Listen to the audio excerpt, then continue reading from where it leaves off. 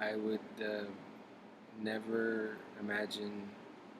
I could never imagine doing something like this, like something like this. Making a video about my life, just for people to know, or just putting myself out there for people to see. Um, but I guess you just kind of you gotta go with you gotta go with what life throws at you. When to use a baseball analogy, if I love baseball and I love using baseball analogies. um, if you step up to the plate, um, you don't know what the pitcher is gonna pitch at you, and a good pitcher will have a whole bunch of different pitches to throw at you. It might be a fastball, it might be a knuckleball, or a curveball, or a screwball, and depending on um, how the pitcher is feeling, he could perform at a different level. So um, you might know the pitcher very well. You might study tapes and know that that pitcher throws fastballs at 100 miles an hour, so you could practice hitting 100 mile an hour fastball. So, but on that specific day, that pitcher could not be feeling too well, or maybe he hurt his arm, and and at the gym, or just picking up his little girl at home or something. He may be like strained his arm or his shoulder, and on that specific day, he's not throwing fastballs at 100 miles an hour. He's throwing those fastballs maybe at 89 miles an hour, and that's and so sometimes in life you could prepare as much as you can, but you can't account for everything. To really be smart, in my opinion, to really make great choices in life, in my opinion, you got to consult your environment. You got to consult what's around you. And I knew that I was a private person, and I never wanted to share my life with anybody. Um, uh, Not even those really, really close to me, let alone uh, strangers or friends that might not know me as well. Um, but again, life will throw a pitch at you sometimes that you're not prepared for. People who are interested in that region of the world know that as the 79 revolution of Iran, um, where the monarchy in Iran, the monarchy was replaced by a something of a regime, something of a dictatorship that's recently, uh, uh, I guess, sort of fused into a democratic dictatorship, which is, I'm sorry, but um, what ended up happening is my grandfather, who's an actor, he was blacklisted and he wasn't allowed to act anymore because he was a close friend of the monarchy at the time. And a lot of actors, this happened to a lot of actors, a lot of musicians, a lot of people. Um, One of the reasons why, for those of you who live in Los Angeles or a lot of popular cities like Atlanta and New York, um, Washington, a lot of the reasons, a lot of the Muslims, specifically a lot of the Iranians that you see around you, a lot of them are a part of that, are sort of the result of that 79 revolution. Their families, they sort of moved here, a lot of them out of fear. So they migrated, they left out of fear because how the new regime worked, it wasn't that they handed out pamphlets and said, okay, here are the new rules and we need everybody to follow it. It was a revolution. It was a war between the old methodology and the new methodology. When this campaign, this uh,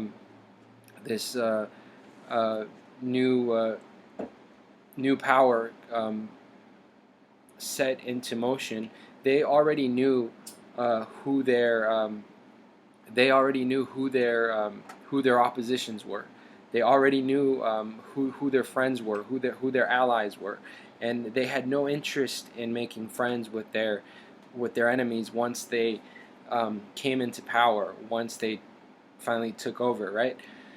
So that's a little history lesson, I guess, for those of you that don't know anything about that. The first night I showed up on the red carpet, I was not prepared, and um, it, basically the current host who was the host who took that night off happened to be there with me, not on camera but off camera, and she was just feeding me answers like who this person is and what type of work that they've done and what show they're from.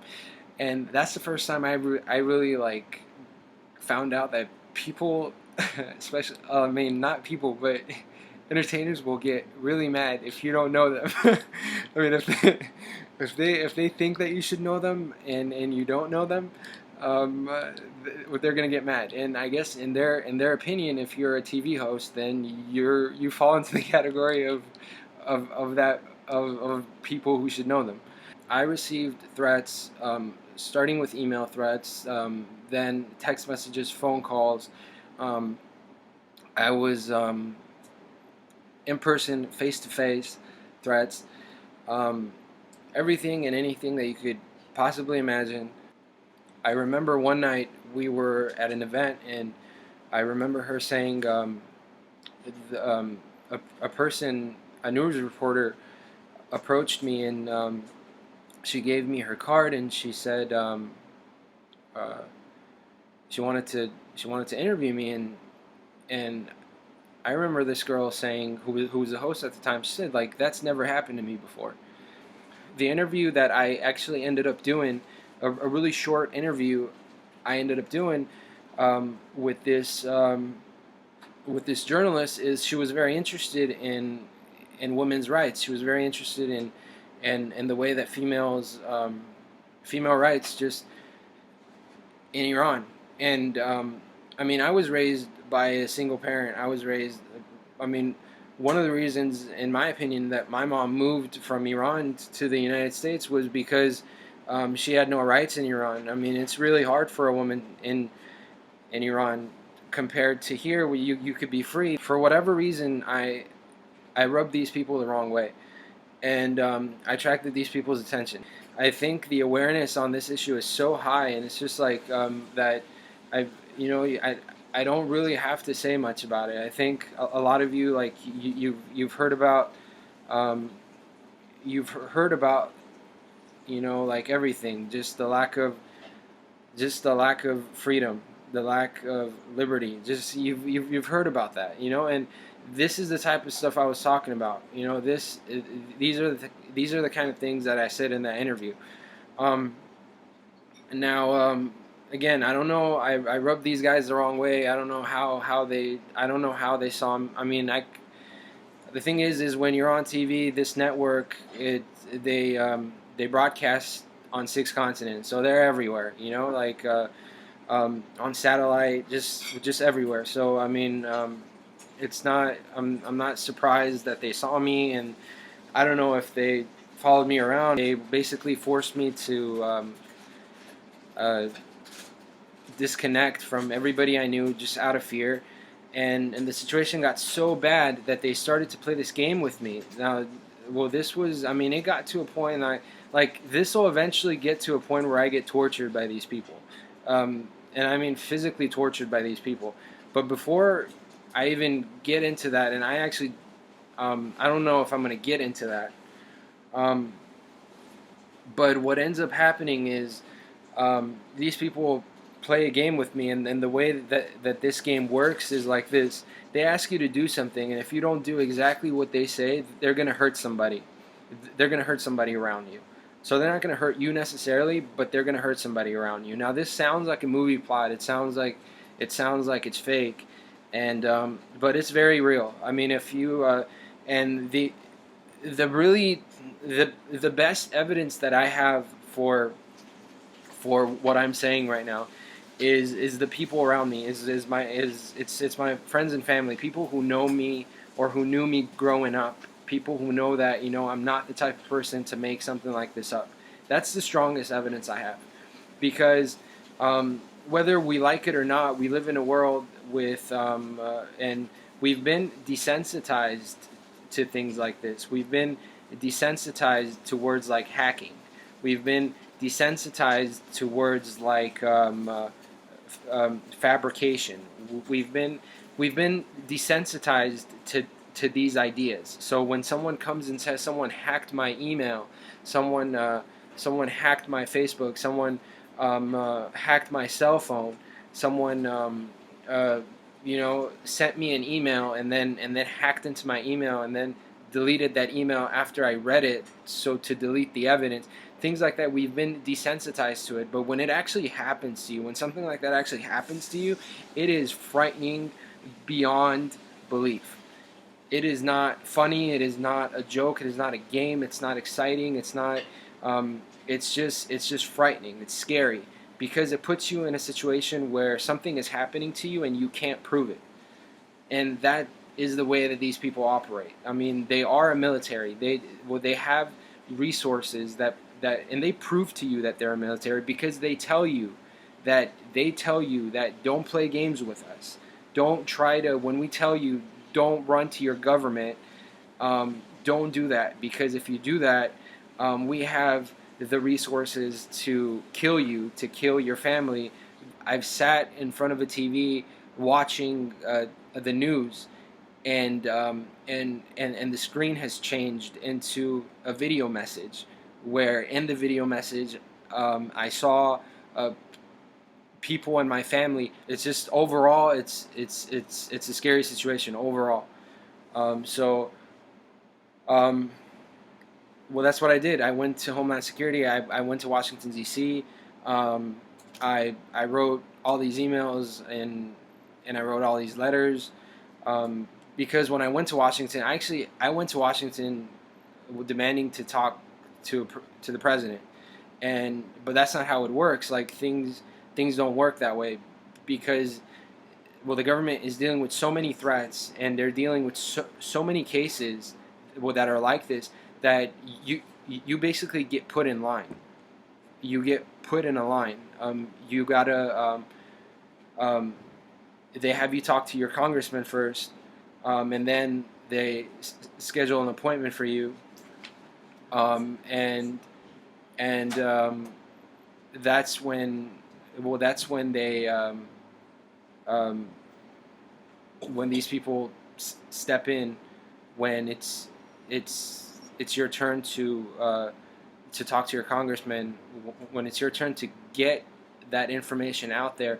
That's when these people come in, and they do whatever they have to do to make sure that interview does not happen, to make sure that the authority that you need to speak to does not see you.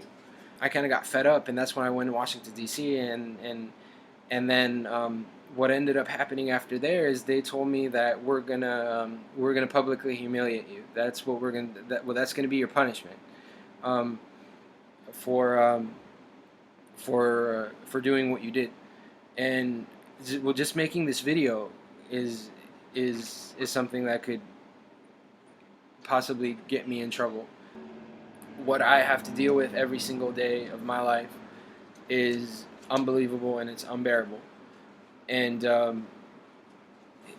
I just can't take that anymore. I can't deal with that anymore.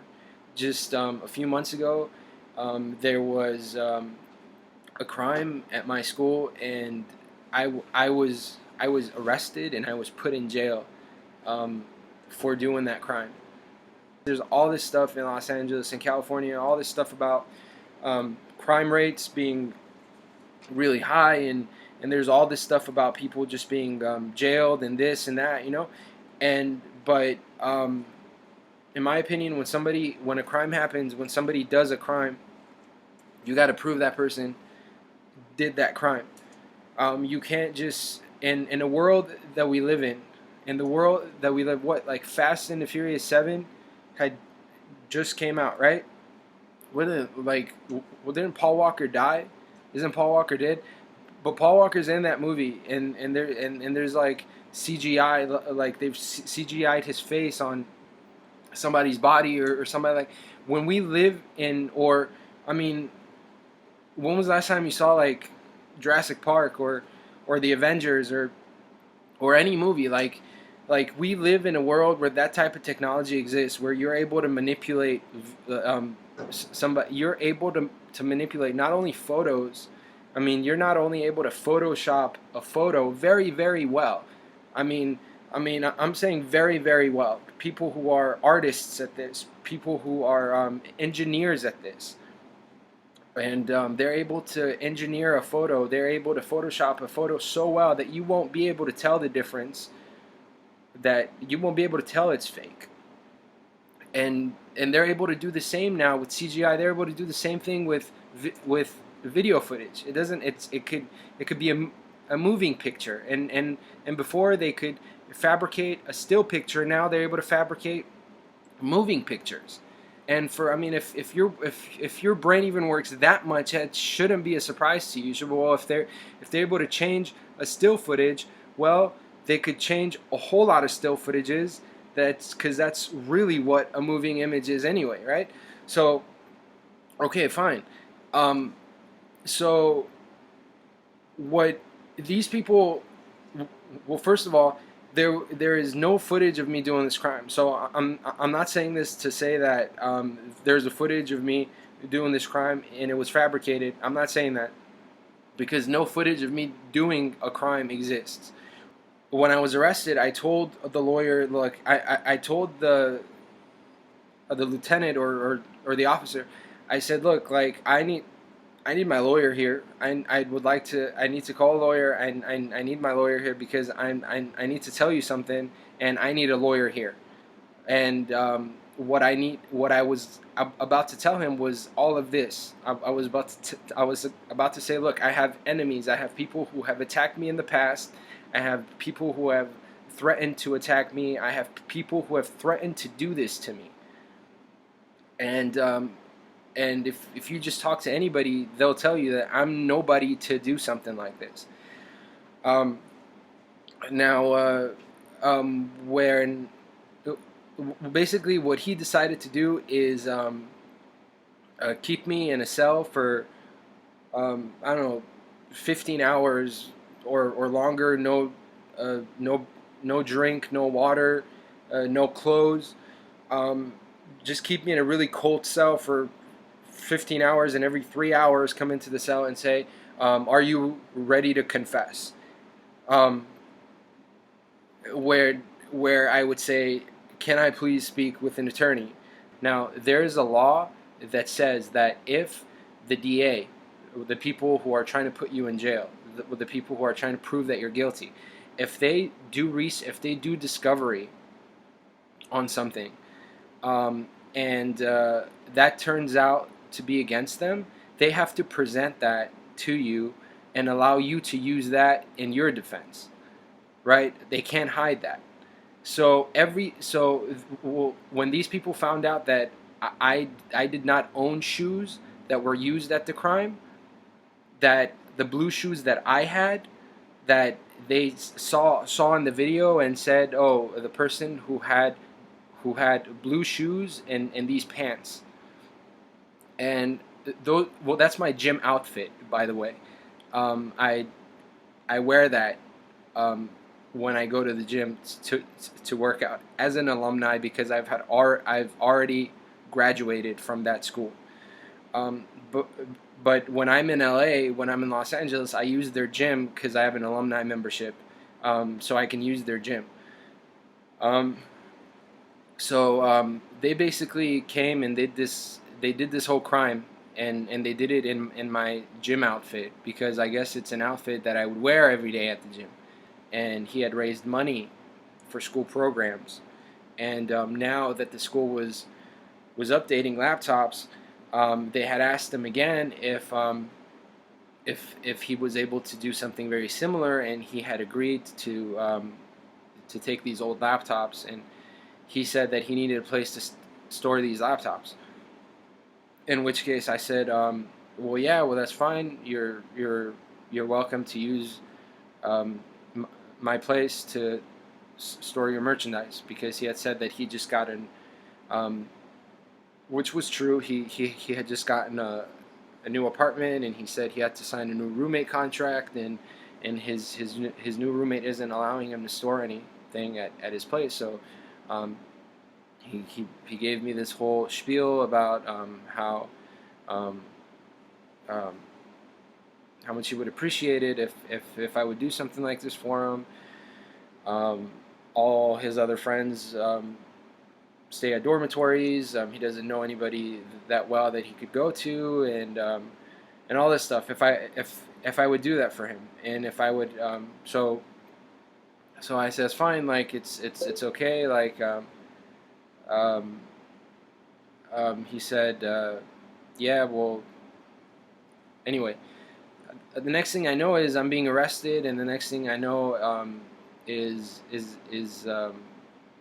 when my house is raided, where they find the laptops, which, well, that's the evidence for them that I did the crime, but they have no evidence that I did the crime.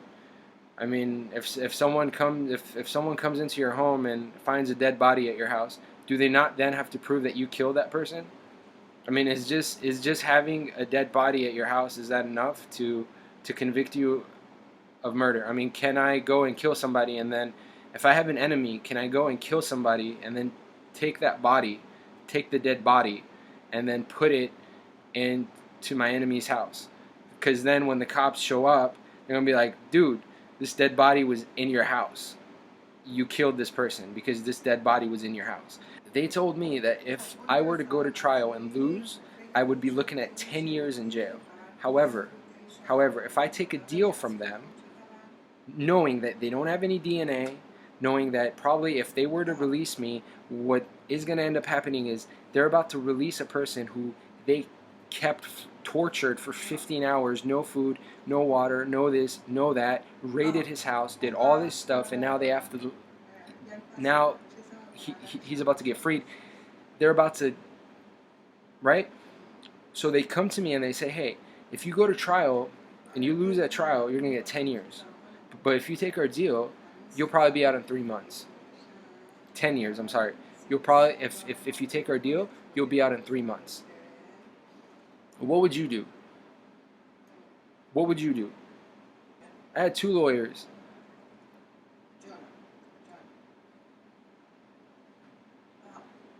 But it's, do you know how much it costs? It costs about $120,000 to fight a case completely from start all the way through jury trial and finish, where they have to do that type of discovery. 120 grand. So you're looking at spending $120,000 and possibly losing and having to sit in jail, having to go to prison for 10 years, 10 years of your life. I mean, 10 years, a whole 10 years of your life. You call that a legal system? You call that fair? I'm ashamed to be an American. I'm not ashamed of being Muslim. I'm ashamed of being an American. I am. I'm ashamed of being an American. People out there are being attacked. They're being manipulated from behind the curtains. It's not a conspiracy. It's not a movie plot. This is something that is actually happening in the world that you live in right now. It's actually happening. If it's that hard for you to understand that this is happening, understand that not too long ago, people were being burnt alive for being Jewish. Not too long ago. And a government was doing this. A government. And just because we sit back with our democracy, and just because our government and our military and our Navy and Air Force and our Army, our Marines don't go out and attack complete innocent strangers, it doesn't mean that the governments of other countries aren't. Because that's exactly what they're doing. Understand, at the very least, that this is what is happening.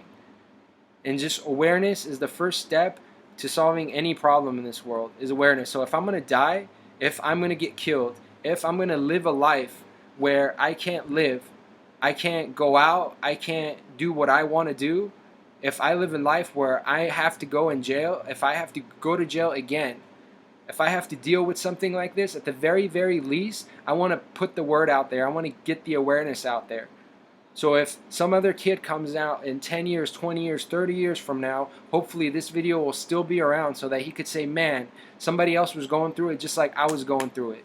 And there's so much technology out there right now. There's so much technology. Technology is the scariest thing in the world. It is the scariest thing in the world. The person that has the better technology will win. It's not about ability anymore. It's about having that technology. It's about having that upper hand. So governments hide their technologies from each other. They hide what they have to have that upper hand, to not let each other know what they have or what they don't have. And even if they know, even if the militaries know because they're in some kind of an alliance, they don't let the people know. There's so many technologies out there. I've seen so much because it's been used on me. I've been attacked by it.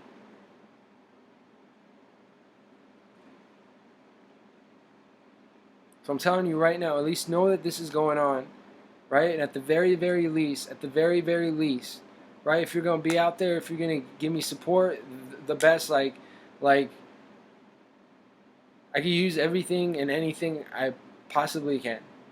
But you know what? If I'm gonna die for this, the only reason why I made this video, I told you as a child, I never thought I would ever do anything like this. But I've come to the point where I'm like, if I'm gonna die over this, and if I don't put this video out, if I don't put at least something out for somebody else that in the future maybe is going through exactly what I'm going through, for them to have something to lean back on, then I'm gonna regret that.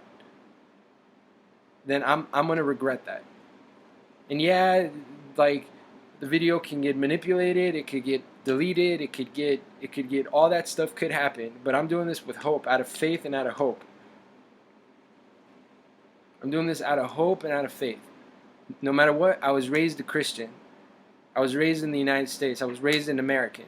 No matter what my background is, no matter where I come from. And I was taught that you should never give up. You got to never give up. And that's what I'm doing. I'm not giving up.